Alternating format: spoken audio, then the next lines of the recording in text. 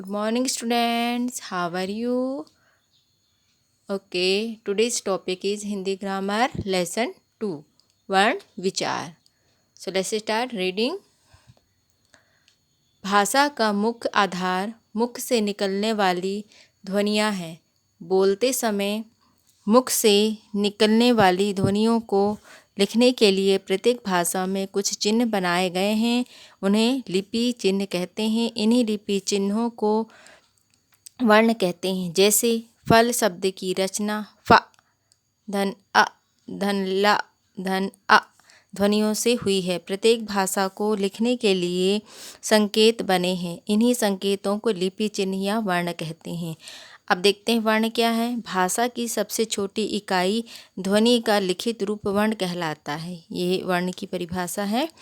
भाषा की सबसे छोटी इकाई ध्वनि का लिखित रूप वर्ण कहलाता है. ध्वनि भाषा की सबसे छोटी इकाई होती है तथा वर्ण ध्वनि के लिखित रूप होते हैं. इसलिए वर्ण को भी भाषा की सबसे छोटी इकाई माना जाता है. वर्णमाला. अब वर्णमाला क्या है. वर्णमाला के क्रमबद्ध समूह को वर्णमाला कहा जाता है.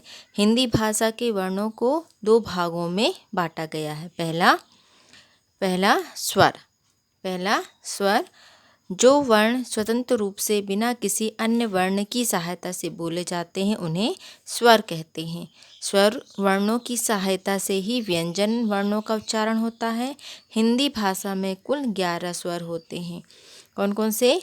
अ, आ, ई, उ, ऋषि, ए, ऐ, ओ, औ. ओके, ये क्या थे हमारे 11. हिंदी में 11 स्वर होते हैं. ये 11 स्वर थे. व्यंजन. अब व्यंजन क्या है. जिन वर्णों का उच्चारण स्वरों की सहायता से होता है, मतलब इनकी सहायता से होता है, उन्हें व्यंजन कहते हैं. प्रत्येक व्यंजन के उच्चारण में अ ध्वनि अर्थात ह्रस्व अ स्वर छिपा रहता है. हिंदी भाषा में कुल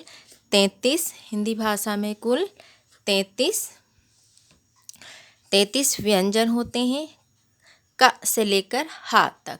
ओके, अब आ जाते हैं स्पर्श व्यंजन के प्रकार. स्पर्श व्यंजन के 3 प्रकार हैं.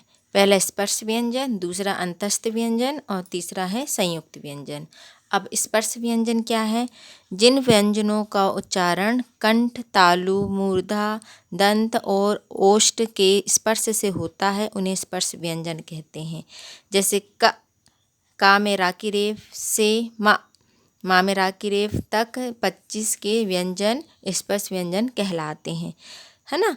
मतलब जिन व्यंजनों का उच्चारण हम बोलते समय हमारी जो जीभ तालु से टकराती है तो वो क्या कहलाती हैं. स्पर्श व्यंजन कहलाती हैं.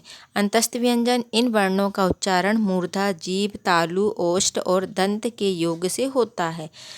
या र, ल, व अंतस्थ व्यंजन कहलाते हैं. अब आ गए ऊष्म व्यंजन. क्या है. तीसरा होता है ऊष्म व्यंजन, है ना. जिन वर्णों का उच्चारण रगड़ या घर्षण से उत्पन्न ऊष्मा से होता है उन्हें ऊष्म व्यंजन कहते हैं. इनकी कुल संख्या 4 है. श, स, श, ह. ओके, तो व्यंजन के कितने प्रकार हैं. 3 प्रकार. पहला स्पर्श व्यंजन, अंतस्थ व्यंजन और तीसरा ऊष्म व्यंजन. Okay, so today's homework.